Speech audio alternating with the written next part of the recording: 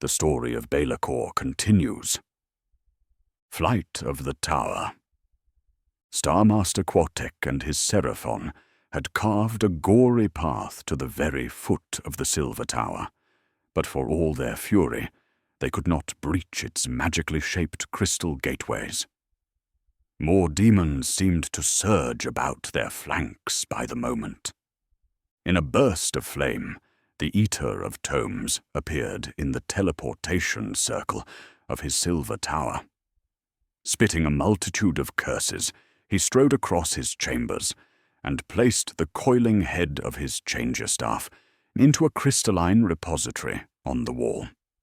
The translucent skin of his abode began to pulse with shimmering energies as the gaunt summoner recited incantations long ago revealed to him by his master, Tzinch. Star Master Quartek raised his heavy-lidded eyes to the Silver Tower as a thunderous tremor rippled across the battlefield.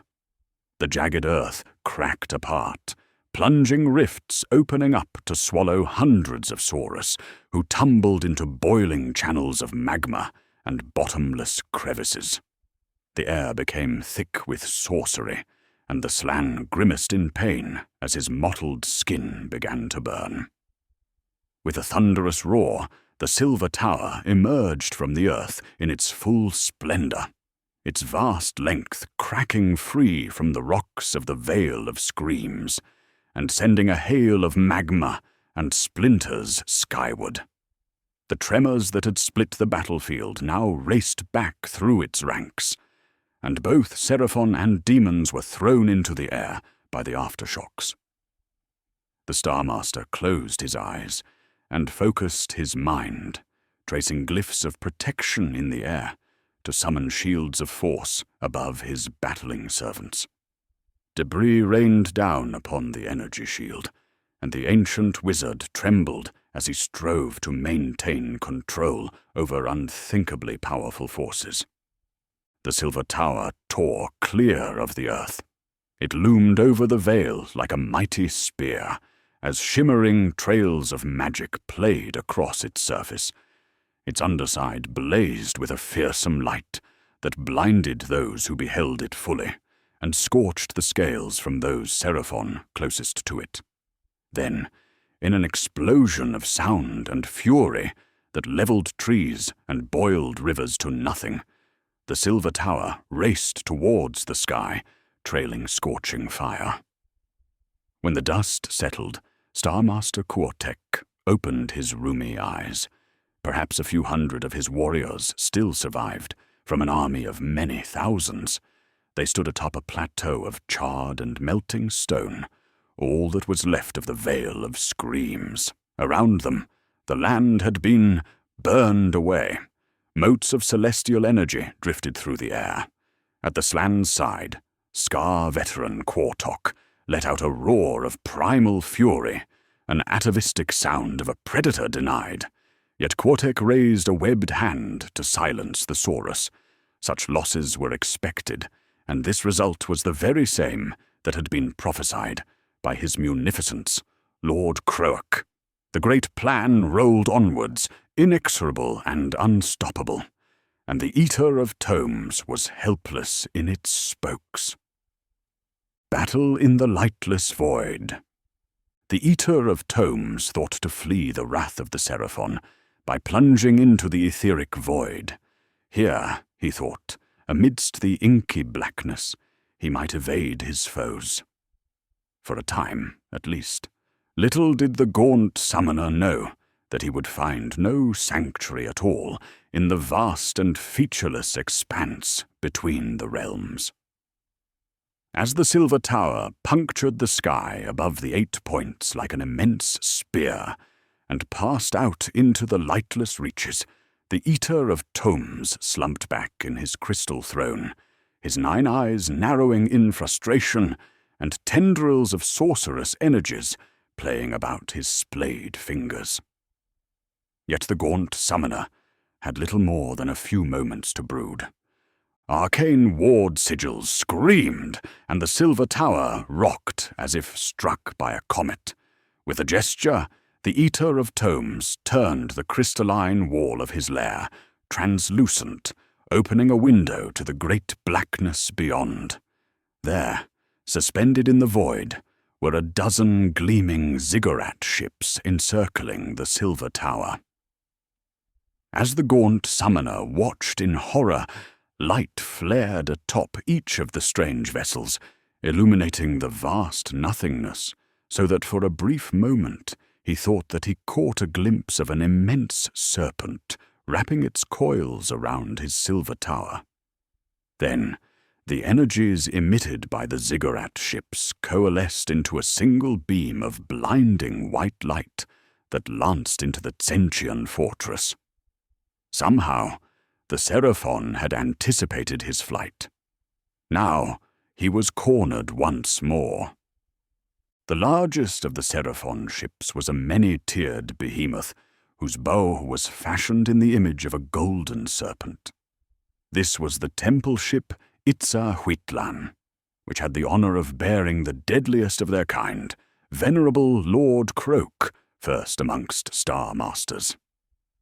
The Slan's mummified corpse sat upon his holy palanquin in the viewing orrery of the temple ship, yet his spirit blazed with arcane power beyond even that of the gaunt summoner.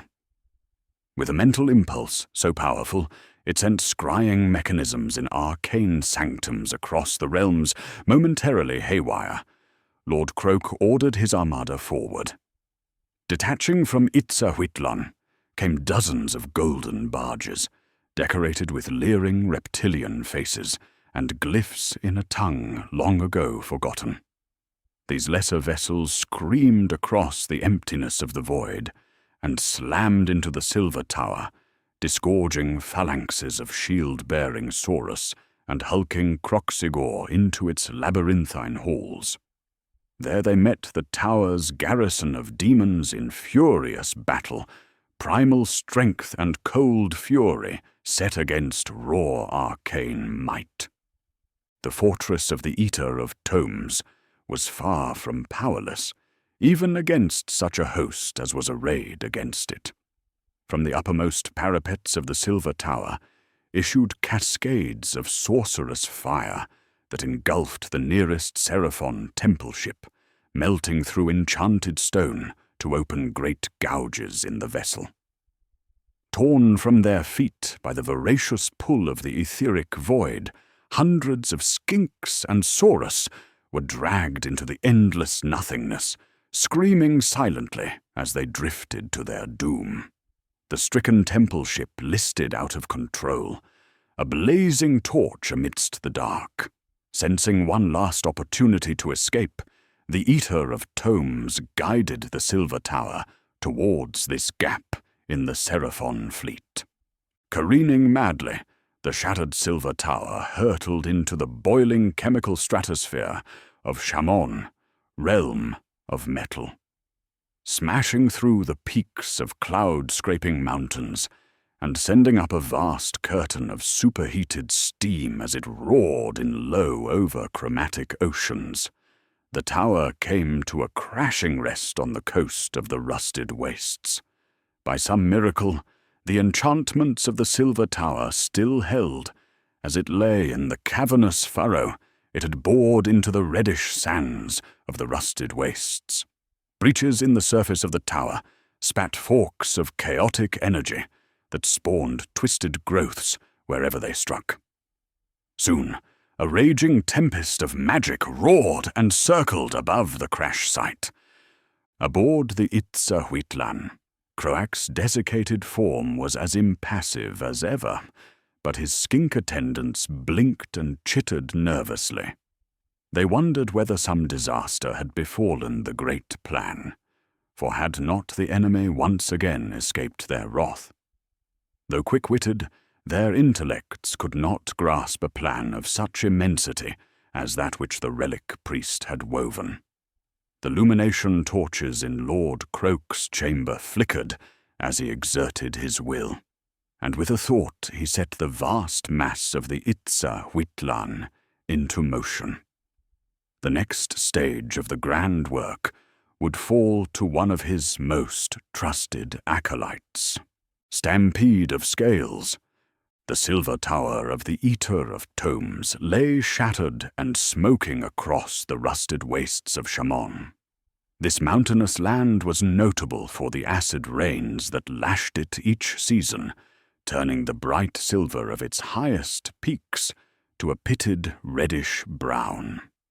Now it was ravaged by another storm, a magical tempest unleashed by the devastated arcane fortress. The Eater of Tomes stood and surveyed the wreckage of his beloved tower, imagining the potent torments that he would wreak upon the lizard things when next he encountered them. Sending out hovering, disembodied eyeballs to survey the crash site, he discovered something that sent a shiver of horror down his spine.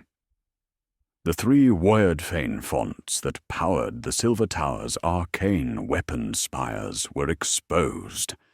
The bulbous chambers that had contained them cracked open by suspiciously surgical blasts from the Seraphon temple ships. Each of the chambers was lined with pulsating glyphs and housed a throbbing mass of crystal-laced flesh at its center, a hideous conglomeration of mortal and immortal beings that had been fused together in an unspeakable ritual. All 3 now lay exposed like raw nerves and sporadically ejected bursts of iridescent flame into the sky. The wards containing these monstrosities had not just split, but burst, their warping and groaning as they released the font's insidious power, making the air waver. In time, they could be repaired, and the Silver Tower repossessed. It was a thing that had been crafted eons before the mortal realms had come into being, after all, and not easily destroyed.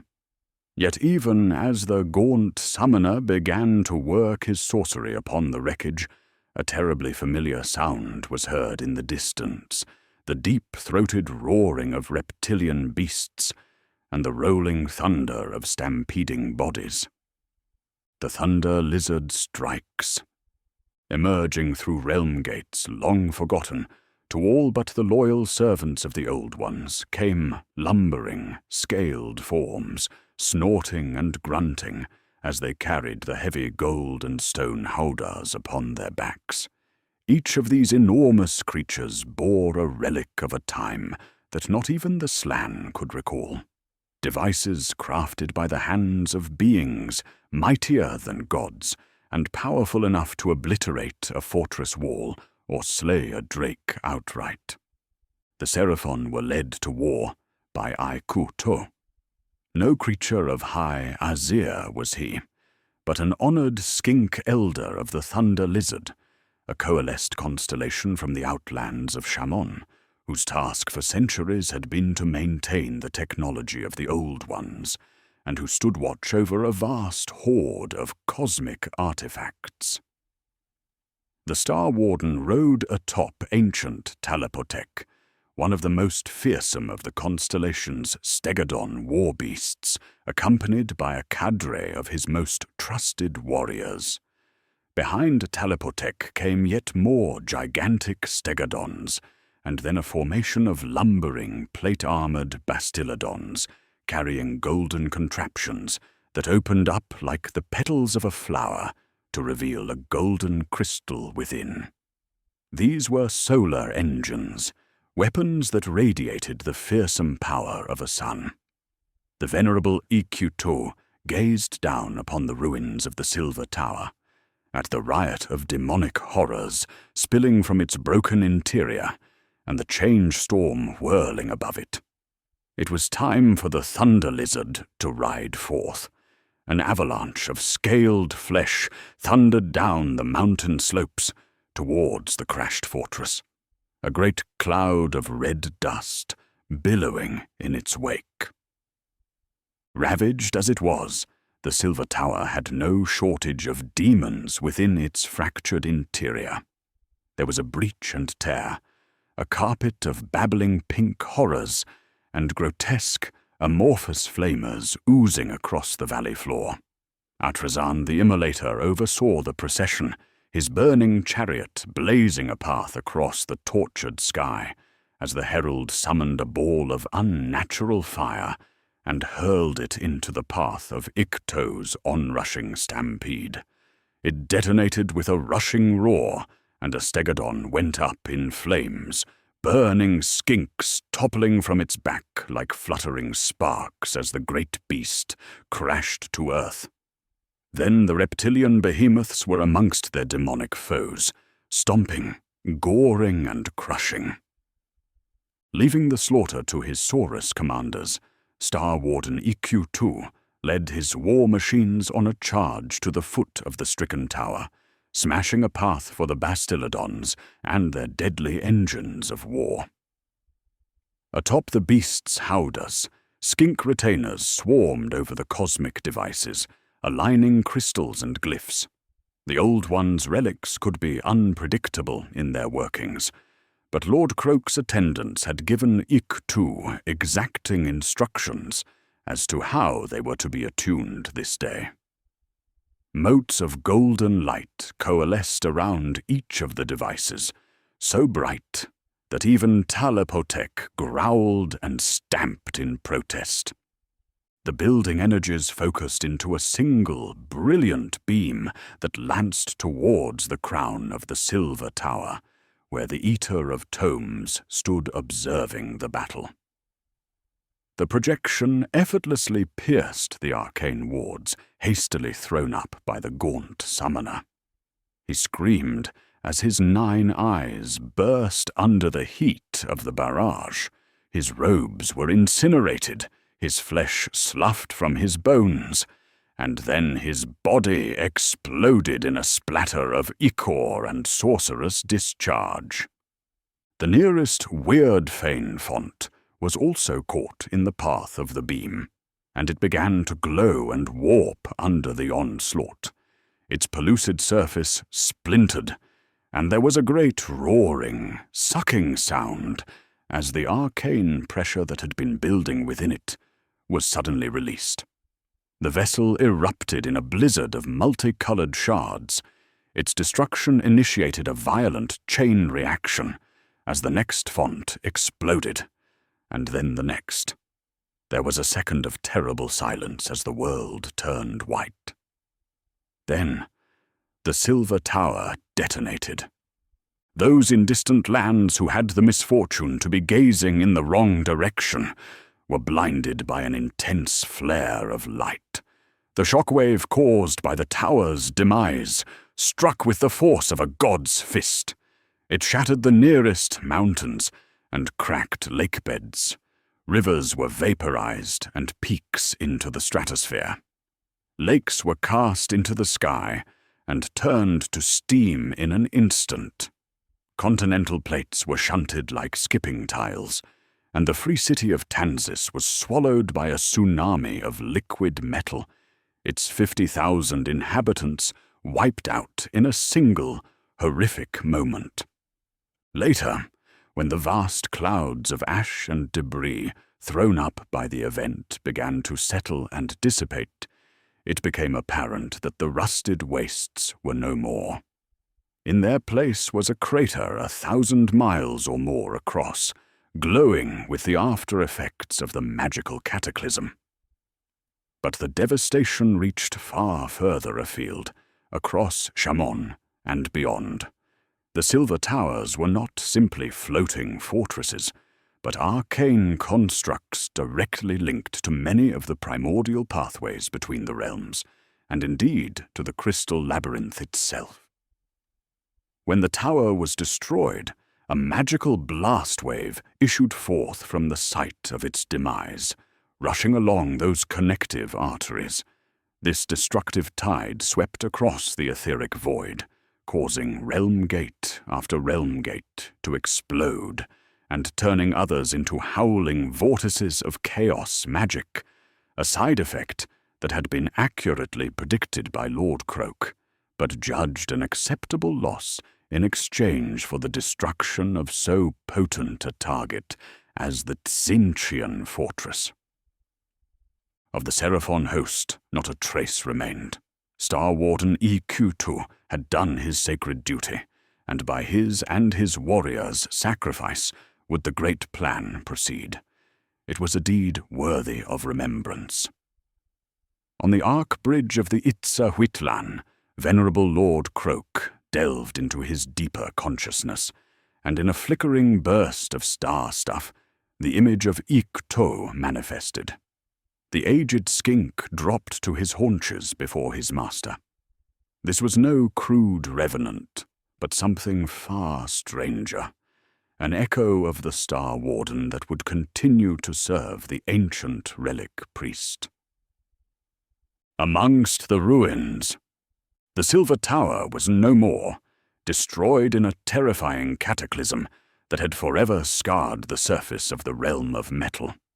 As the fires rescinded and the tremors ceased, explorers and profiteers came forth, eager to inspect the aftermath of the great disaster and seek out any gains to be made. Endrin Master Drongon Humboldtson was aboard the Arcanaut frigate, the Redoubtable, on its maiden voyage when the rusted wastes were annihilated in fire and fury. From 6,000 leagues distant, the crew saw the skies turn the color of burning ether, gold, and several minutes later, a shockwave rattled their hull. Weather-beaten Arcanauts muttered to one another darkly, for all present had lived through the Garak Tormon, the great gale of death that had swept out of Shyish and inflicted untold damage upon the Caradron Empire. Humboldtson's home skyport of Baras Zilfin had been struck as hard as any of its rivals, yet so too had the windswept city weathered the worst of the crisis, and in fact emerged the stronger for it. The skyport's master shipwrights had constructed new, lighter vessels capable of withstanding the worst spirit gales and geist waves, ethermatically shielded against ethereal attacks and fitted with souped-up engines. With more of these vessels pumped out of the Zilfin sky docks every day, the windswept city had claimed a significant portion of the dispersed ether gold streams swept across the skies by the Garak Tormon, and gained much ground on its foremost rival, the mighty Barak Na. The Redoubtable was one such vessel, fresh from the Grammatok Rawl yards, and with not so much as a blemish on its paintwork. Equipped with the latest in ethermatic surge injection technology, and with bracing plates and stabilizing fins the length of its hull, the frigate was able to maintain a high speed of over 90 wind knots for as long as its ether gold reserves lasted. It was a vessel built for a single purpose, beating Barak Zilfin's enemies to the prize. Indeed, the number of untested modifications the ship bore was the very reason Humboldtson, an Endrin master of no small repute, had been put in charge of the vessel rather than a captain. Currently, the Redoubtable was following the western edge of the arable heartlands, tracing a fresh slipstream of ether gold as yet unclaimed by any skyport. It was a lucrative discovery, all but unprecedented for a vessel embarking on its first journey. The wise thing to do, Endrin Master Humboldtson knew, would be to turn back towards Barak Zilfin. The vessel was lightning swift and armed with devastating cannons, but the Admiral's counsel had been clear. The Redoubtable was not to be risked on unsanctioned operations, yet there was enough wiggle room in the contract to justify a diversion, if the rewards were worthwhile.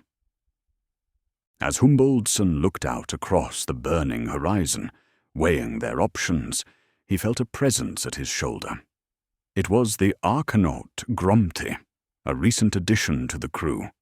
Ancient as the code and covered in tattoos of archaic rune script, the Arcanaut looked for all the world like the most hardline, Barak Thring, Grudgel-caller. Humboldson frowned, trying to remember where and when the old Whitebeard had signed on for the voyage. Usually he could recall every pertinent detail about any crew to which he was assigned. Peering out towards the strange conflagrations in the distance, Grumpy leaned on the gunwale and produced an antiquated pipe filled with cloudweed, which he inserted into the atmos filter of his sky-suit's mask. "Where there was strife, there was profit," the Archanaut said in a warm, deep voice cracked with age and experience. "It might be worth the Redoutable's while to see just what manner of fresh disaster was brewing." Humboldson found himself in agreement. This event, whatever its nature, was worth investigating. If the Garruk Tormun had taught the Caradron anything, it was that great disasters were often followed by great opportunities for profit. Shouting for the Redoutable's grizzled helmsman, Bocky Carling, to plot the swiftest course towards the distant fires, Humboldson began bellowing instructions to his Archanauts, and within moments the Redoutable was gunning for the horizon at full speed, the deck groaning beneath Endrin Master Humboldson's mag-locked boots as the wind whipped and whistled across his armored bodysuit.